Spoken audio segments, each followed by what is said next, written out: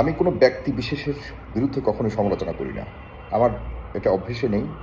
আর এই ধরনের ওই অ্যাক্টিভিজমের নামে কাউকে গালি দেওয়া, কাউকে ছোট করা, কারো পাছায় বাঁশ দেওয়া, এগুলি আসলে আমি একদম কখনোই পছন্দ করি। আপনারা দেখেছেন আমি কখনো এইসব নিয়ে ভিডিও করা বা কোনো ধরনের প্রতিবেদন করা এগুলো আমি করি না। কিন্তু না করতে, করতে এমন একটা অবস্থায় পৌঁছেছে বাংলাদেশের মানে পুরো রাজনৈতিক পরিবেশ এবং বাংলাদেশের এই অ্যাক্টিভিস্ট লেভেলের মানুষদের অবস্থা, যা আসলে কোথায় যে পৌঁছে যাচ্ছে আমাদের এই সোশ্যাল মিডিয়ার অবস্থা থেকে শুরু করে সমাজের অবস্থা, রাজনৈতিক অবস্থা, রাজনীতিবিদদের অবস্থা, পুরো রাজনৈতিক পরিবেশ, এটি আসলে খুবই নিকৃষ্ট অবস্থানের দিকে চলে যাচ্ছে। আমি আজকে একটু বিশেষ করে এক ভদ্রলোকের ব্যাপারে কথা বলতে চাই, সেটি হলো খালেদ মহিউদ্দিন। এই ভদ্রলোক, আম, আমি তাকে দেখতাম, আম, খুব ভালো একজন উপস্থাপক, নিঃসন্দেহে সে স্টাডি করে প্রচুর, তার সেই ইয়ে আছে, খুব ভালো, আমার পছন্দের একজন মানুষ। কিন্তু ওনার যে বিষয়গুলি, আমি অন্যান্য বিষয়গুলি নিয়ে কোনো প্রশ্ন বা কোনো ধরনের মন্তব্য করতে চাই না। আমি দুটি বিষয় স্পষ্ট করতে চাই। এক হলো, সে যখন আওয়ামী লীগের আমলে বাংলাদেশ ইন্ডিপেন্ডেন্ট টেলিভিশনে সে সুযোগ পেয়েছিল, সেখান থেকেই সে ক্লিক করেছে। সেখানে সে খুব সাহসিকতার সাথে সরকারের মন্ত্রী এমপিদের প্রশ্ন করতেন, যেটা ভালো লাগতো বিএনপি বা বিরোধী দলীয় তৎকালীন সময় যারা ছিলেন তাদের কাছে ভালো লাগতো যে উনি বাবা সরকারি টেলিভিশনের মধ্যে সরকারি এমপি মন্ত্রীদের এনে এভাবে প্রশ্নবিদ্ধ করা একজন সাংবাদিক, এরকম সাহসী সাংবাদিক কজন আছে, ইত্যাদি ইত্যাদি। দেখুন, একটা জিনিস মাথায় রাখতে হবে, তিনি আওয়ামী লীগের মালিকানায়, একটা প্রভাবশালী আওয়ামী লীগের নেতার মালিকানায় একটা টেলিভিশনে তিনি সাংবাদিকতা করেছেন এবং সেই প্রভাবশালী মালিকের খুব ক্লোজ তিনি ছিলেন। এখন ওনার রাজনৈতিকের কানেকশন নিয়ে আমি কথা বলতে চাই না, যে কোনো রাজনৈতিক পছন্দ থাকতে পারে, কিন্তু উনি ওই টেলিভিশনের মালিকের খুবই কাছের, তার সাথে সম্পর্ক ছিল। রাজনৈতিক বিশ্বাসও হয়তো তারা একই থাকতে পারে, এটা তাদের ব্যাপার। কিন্তু এই যে আওয়ামী লীগের নেতা, বড় বড় নেতাদেরকে, এমপিদেরকে, মন্ত্রীদেরকে যে এত কঠিন প্রশ্ন করার পরেও সেখানে অবস্থান করে সাংবাদিকতা করে যাওয়া, এর জন্য যে ব্যাকআপ প্রয়োজন সেটা তার ছিল। এখন ওনার ওই জায়গাতে বা অন্যান্য টেলিভিশনে একই ধরনের সিমিলার ব্যবহার করে অন্য কোনো সাংবাদিক বাংলাদেশে থাকাটা মুশকিল ছিল, কিন্তু সে পারত, কারণ তার তো প্রভাবশালী আওয়ামী লীগ তো তার ব্যাকআপে আছেই। কারণ তিনি তো ওই অধিকার আছে না যে আমার সন্তান ঘরের মধ্যে যদি এক বড় বড় করে কথা বলে, আর ধরেন আমাকে অপছন্দ যারা করে তারা যদি দেখে আরে বাবা আমার সন্তান আমাকে আঙুল তুলে কথা বলতেছে, আমি তো আমার সন্তানকে শত্রু হিসেবে দেখবো না, আমাকে দেখবো তার সাথে একটা বোঝাপড়ার পরিবেশ তৈরি করব, বা তাকে আমি বোঝানোর চেষ্টা করবো, সে আমাকে বোঝানোর চেষ্টা করবে। তারপরও সে যখন আমাকে ধমক দিয়ে কথা বলবে, কারণ বাপ আর সন্তানের একটা সম্পর্ক, ভালোবাসার সম্পর্ক থাকে, সেই জায়গাটা সে এনজয় করেছে।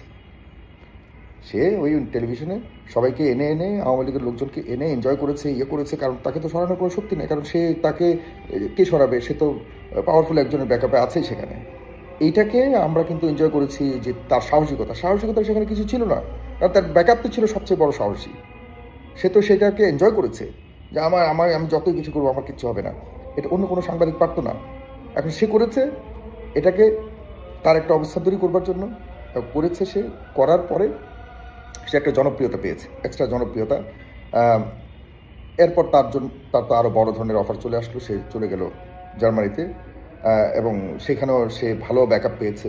কারণ হলো তৎকালীন সময়ে সরকারের একটা বড় ধরনের সুযোগ ছিল, এবং তারও হয়তো ব্যক্তিগত ইয়েতেই সে ডয়েচে ভেলে গেছে, এবং সেখানে গিয়ে একটা ভালো অবস্থানে সে ছিল, একটা বড় প্রতিষ্ঠান ডয়েচে ভেলে আন্তর্জাতিক একটি বড় ধরনের মিডিয়া প্রতিষ্ঠান, সুতরাং সেখানে তার একটা বড় প্রাপ্তি ছিল এবং সুযোগ ছিল। সে সেটাকে এনজয় করেছে, এবং সেখানেও একইভাবে সে বিভিন্ন দলের নেতাদেরকে নিয়ে বেরোয়।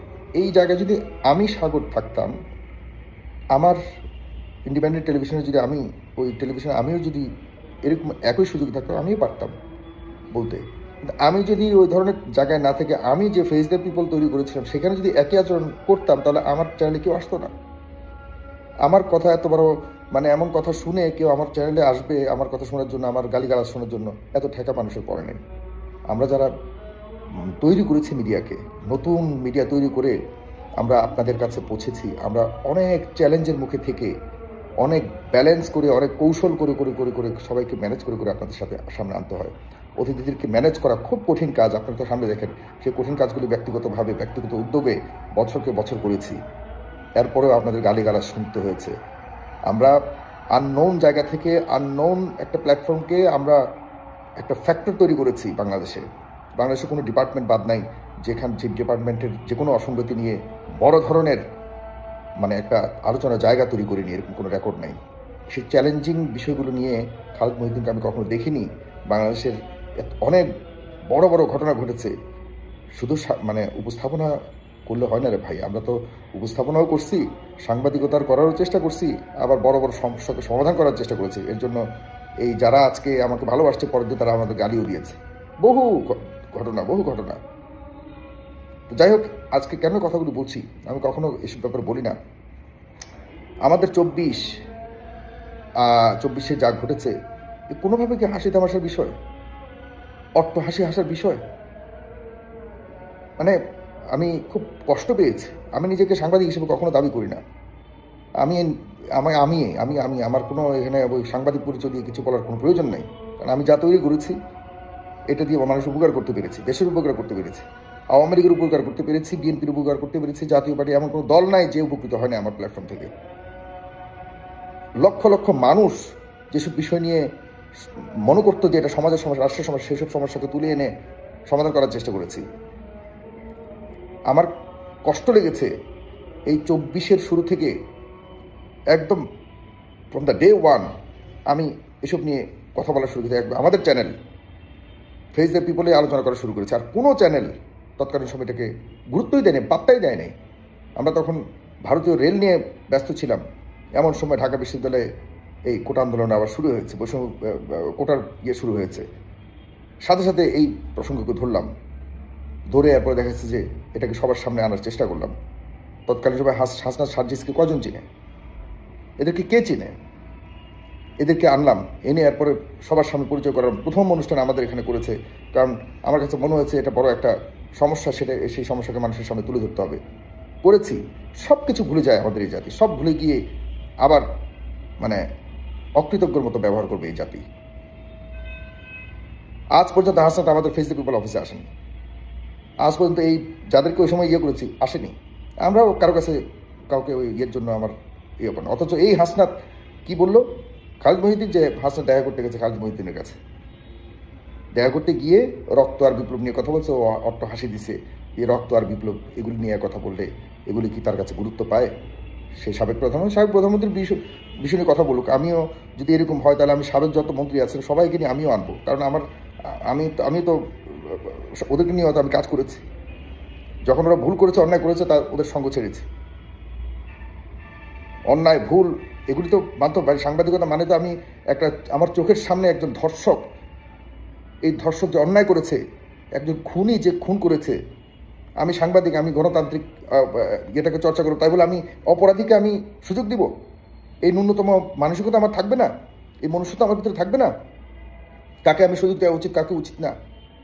আমি তো মানুষ, আমি তো বুঝি কে অপরাধী কে অপরাধী না। এতটুকু বুঝতে আমার ভিতরে থাকা উচিত, এতটুকু জ্ঞান তো, এতটুকু মিনিমাম নীতিবোধ তো আমার ভিতরে থাকা উচিত। আমি সাংবাদিকতা করি, আমি সাংবাদিক, এই কারণে আমি মানে যে কাউকে সুযোগ দিব আমার প্ল্যাটফর্মের মধ্যে, এ তো হতে পারে না। রাজনৈতিক অপরাধী এক জিনিস, আর আমার চোখের সামনে ধর্ষক খুনি যে খুন করেছে, আমি তাকে সুযোগ দেওয়ার মতো কথাবার্তা আমার বলার আগে চিন্তা করা উচিত যে আমি আসলে কতটুকু নৈতিকতা নিয়ে চলি এবং নীতিবোধ আমার ভিতরে কতটুকু আছে। সাংবাদিকতা না, নীতিবোধ মানুষ হিসেবে। এবং সাবেক প্রধানমন্ত্রী রাজনৈতিক বিদ হিসেবে করুন, সেটা ভিন্ন ব্যাপার। কিন্তু এই যে 24 নিয়ে, রক্ত নিয়ে, বিপ্লব নিয়ে কথা বলার আগে বহুত চিন্তা করতে হবে। কারণ এই রক্ত বিপ্লব আমরা অনুভব করেছি, আমি ব্যক্তিগতভাবে অনুভব করেছি। এই ছেলেদের উপরে যে নির্মম অত্যাচার শুরু হয়েছিল, আমি দাঁড়িয়েছি সর্বপ্রথম ফেস দ্য পিপলের এই সাইফুল সাগর সর্বপ্রথম মিডিয়া হিসেবে লাল লাগিয়েছি। এগুলি সব ইতিহাস, এগুলি গেলেই পাওয়া যায়, এগুলি মুখের চাপাবাজি না। সর্বপ্রথম লিখে বলেছি যে আমি সাংবাদিক না, আমার এখন থেকে আমার অবস্থান হলো ছাত্রপক্ষ। বুক ফুলিয়ে কথা বলেছি অপরাধীদের বিরুদ্ধে। তাই বলে আমি বলবো না যে আওয়ামী লীগ সবাই অপরাধী। আওয়ামী লীগের 90% নিরপরাধ মানুষ আছে যারা সাফার করে বিভিন্ন কারণে। আমি সাগর তাদের পক্ষে দাঁড়ানোর চেষ্টা করি, মাঝে মধ্যে করেছিও। ওই সময় সবাইকে নিয়ে কাজ করেছি, কারণে তারা অপরাধ করেছে, তাদের পক্ষ ত্যাগ করেছি। আবার এখন এই যে হাসনাত সার্জিস বলুন, এই এনসিপি, ওরা এখন ওদের স্বার্থের পেছনে দৌড়াচ্ছে। ওদের পেছনে হয়তো, ওদের পাশে হয়তো কখনো মন হলে যদি এরকম যদি মনে হয় তাদের পক্ষ ত্যাগ করবো। কেউই 24-এর জন্য কেউ মালিকানা নেয় নাই। খুবই সাবধান 24 নিয়ে কেউ যদি হাসি তামাশা করে, 71 নিয়ে হাসি তামাশা করে। 1971 এবং 24 আমাদের মানে অঙ্গের অন্যতম, বুঝতে হবে এটা। আমাদের শরীরের মধ্যে যদি দুটা কিডনি থাকে, দুটা চোখ থাকে, তাহলে এই দুটি জিনিস সমানভাবেই আমরা দেখি এগুলিকে দেখতে হবে। অট্টহাসি হাসা মানে বিপ্লব নিয়ে এবং রক্ত নিয়ে, শহীদদের নিয়ে মস্করা করা, মানে এগুলি গ্রহণযোগ্য নয়। এগুলির পেছনে কারণ আছে। আমরা ভিউ ব্যবসা করি না। সাবেক প্রধানমন্ত্রীকে আনলে একবার সারা বাংলাদেশের মানুষ, কোটি কোটি মানুষ দেখবে, এটা আমরা বুঝি। এগুলো আমরাও করতে পারি। সাবেক প্রধানমন্ত্রী একদম ইউনিয়ন লেভেলের নেতাদের সাথে কথা বলে, ওনাকে আনতে পারেন, আনেন। কিন্তু একদিকে সাবেক প্রধানমন্ত্রী আইনে আনবেন, আপনি এটাকে বড়াই করে বলবেন যে 24 কিছুই না, 24 হলো একটা ভাওতাবাজি। ছি! আপনি প্রধানমন্ত্রীকে আনেন, সাবেক প্রধানমন্ত্রীকে এনে আপনি আলোচনার আয়োজন করেন। মানুষ যদি পছন্দ করে আপনাকে গ্রহণ করবে, না হলে গ্রহণ করবে না, সেটা ভিন্ন বিষয়। কিন্তু আপনি 24 নিয়ে মস্করা করতে পারেন না মিস্টার মহিউদ্দিন। সাংবাদিকতা আপনারা রেডিমেড সাংবাদিকতা করেছেন। আমরা সাংবাদিকতাটাকে নিজে তৈরি করছি, এরপরে মানুষের জন্য সবাই মানুষের উপকারের কাজ করেছি। এখনও নিজেকে মনে করি না বড় সাংবাদিক বা কিছু একটা, এভাবে কথা বলি না কখনো। খুব সাবধানে 24 নিয়ে কথা বলতে, 1971 সাল নিয়েও যারা কথা বলেন তাদেরও খুব সাবধানতা অবলম্বন করতে হবে। বহুত কিছু হচ্ছে। হাসনাতরা এখন 24কে এই বিভিন্ন কারণে বিভিন্ন জায়গাতে গিয়ে মস্করার বা এরকম হাসাহাসির বিষয়বস্তু বানাবে, কখনোই আশা করি না। সাবধান তোমরা গেছো দেখা করতে সেখানে, সে তো বললোই যে হাসনাত আসছে দেখা করতে, এখানে এসে বিপ্লব আর রক্ত নিয়ে কথা বলছে, অট্ট হাসি হেসে উড়াই দিছে। আর হাসনাতদেরকে মানুষ খুঁজে পায় না। হাসনাতরা এখন শুধুমাত্র সংসদে একবারে যাবে এই অপেক্ষায় বসে রয়েছে। বিভিন্ন জায়গায় যেখানে গেলে সংসদে যাওয়ার পথ প্রসারিত হবে, বেশি জায়গায় গিয়ে তারা এখন বিপ্লবে বিক্রি করা শুরু করছে। ছি!